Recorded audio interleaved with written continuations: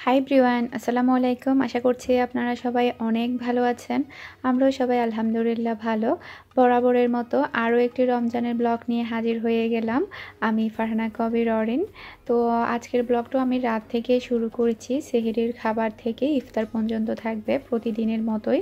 তো আশা করছি আজকের ভিডিওটা ভালো লাগবে।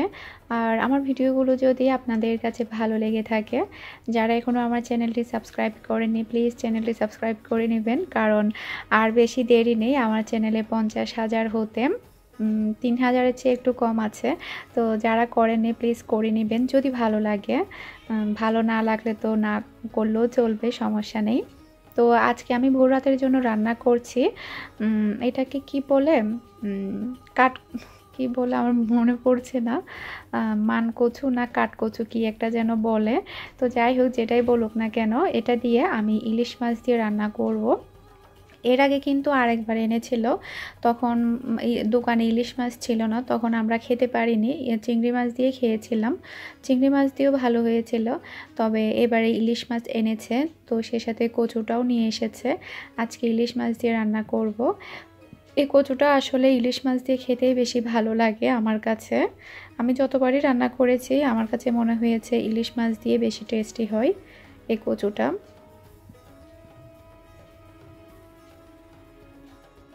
এক পাশে আমি অলরেডি ভাত বসিয়ে দিয়েছি, এখন আমি অন্য পাশে মাছ ফ্রাই করে নিব।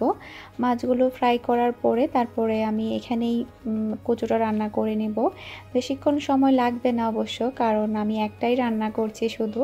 কারণ খাওয়া হয় না, সেজন্য দুইটা রান্না করে নষ্ট করে লাভ নেই। আর এদিকে আমার প্রায় ভাতও হয়ে আসছে, একটু চেক করে নিচ্ছি, আর একটু সময় লাগবে।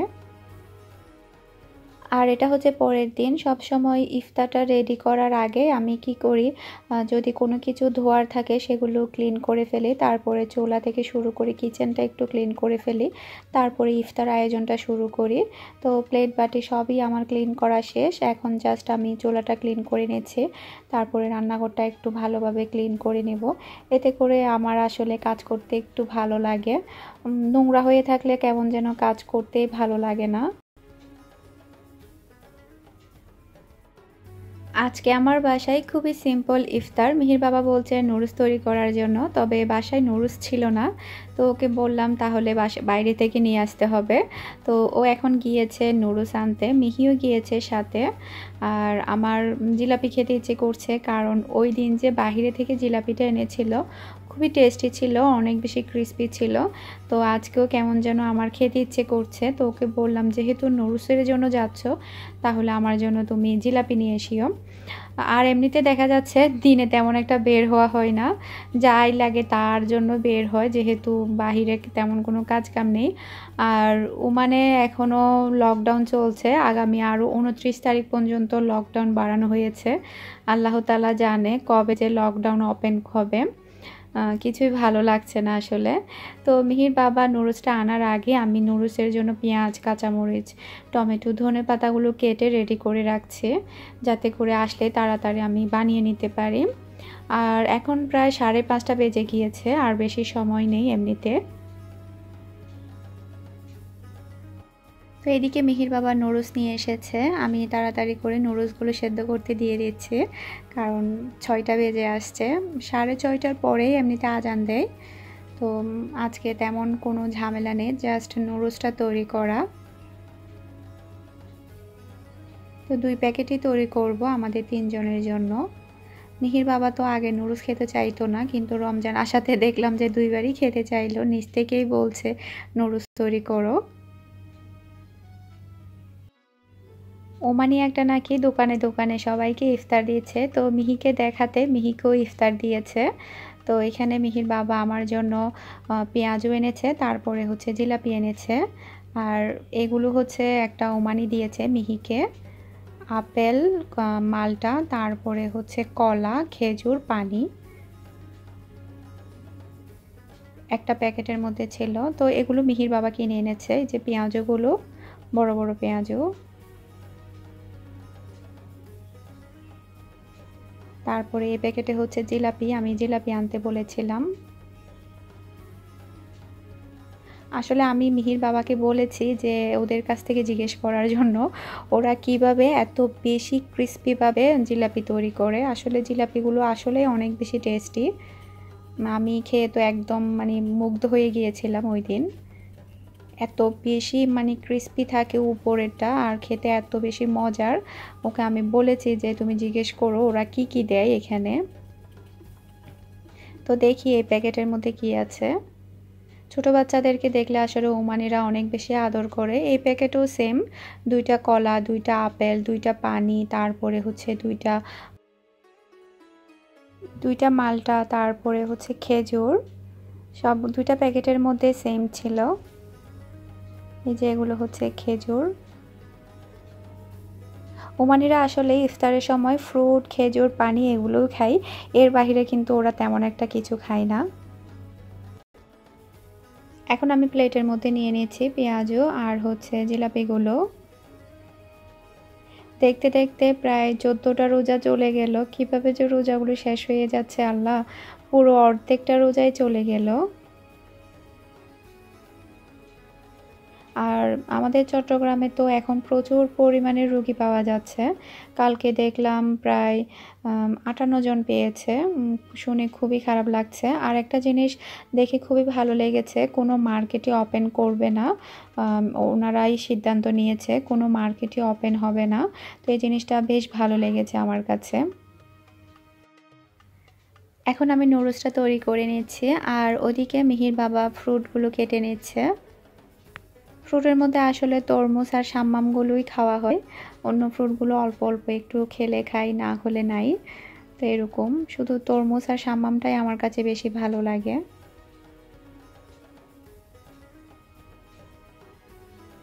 আর মিহির বাবা যেহেতু ফ্রুট আর শরবতগুলো তৈরি করে, এক্ষেত্রে আমার একটু ঝামেলা কম হয়। আমি যদি এটা করি ও ওটা করে ফেলে, আর তখন দেখা যায় সময়টাও কম লাগে। এভাবে যদি ছেলেরা যদি কিছু একটা কাজ ইফতারের সময় যদি করে তখন দেখা যায় মেয়েদের আর খুব বেশি ঝামেলা হয় না, কষ্ট হয় না, আর তাড়াতাড়ি হয়েও যায়। কারণ দেখা যায় শরবত তৈরি করা, ফ্রুট কাটা এগুলো করতেই দেখা যায় 30 মিনিটের উপরে সময় লাগে কমেরটা।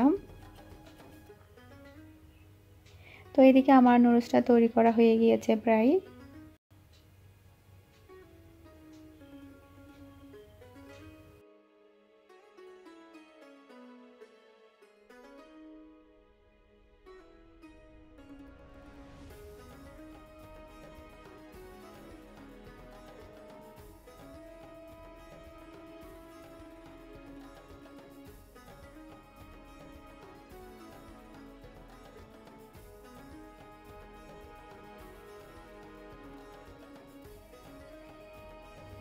এখন আমি ব্যানানা মিল্কশেক তৈরি করে নিব। মিহির বাবা কতগুলো কলা এনেছিল, ওগুলো একদম নরম হয়ে আসছে, যার কারণে 3 দিন ধরেই দেখা যাচ্ছে আমরা ব্যানানা মিল্কশেক খাচ্ছি, কারণ না খেলে দেখা যাবে কলাগুলো নষ্ট হয়ে যাবে।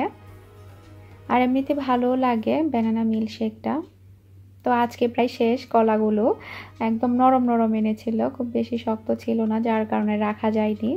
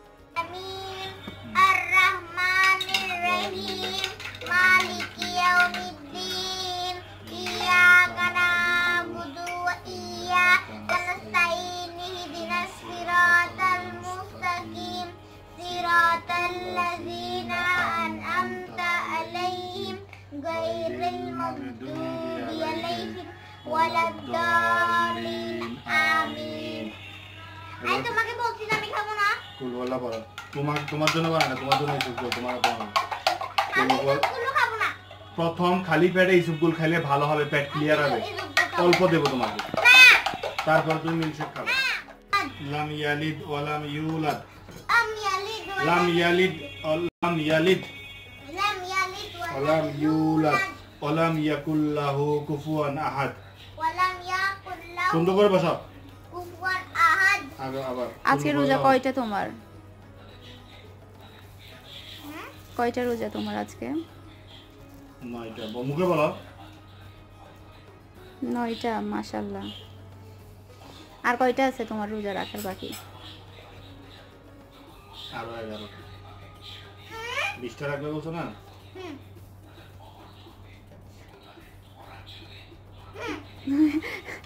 তুমি কথা বলো 11টা তুমি মুখে বলো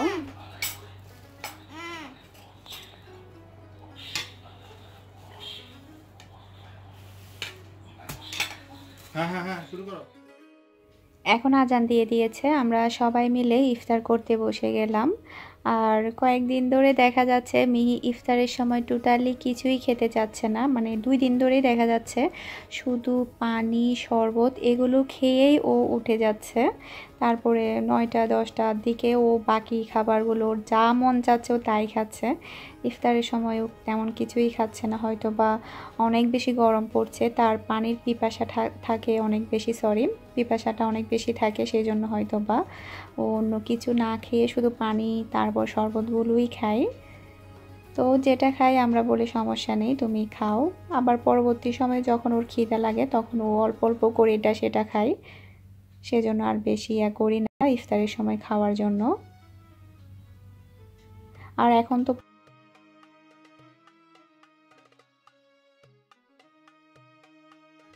আর মিহি মাশাআল্লাহ 9টা রোজা রেখে ফেললো ও আরও 11টা রোজা রাখবে টোটাল 20টা রোজা রাখবে আলহামদুলিল্লাহ দোয়া করবেন আমার জন্য আমার পরিবারের জন্য যাতে করে আমরা সব সময় ভালো থাকি সুস্থ থাকি তো আজকের ভিডিওটা আমি এখানেই শেষ করছি সবাই ভালো থাকবেন সুস্থ থাকবেন আমাদের সবার জন্য দোয়া করবেন আসসালামু আলাইকুম আল্লাহ হাফেজ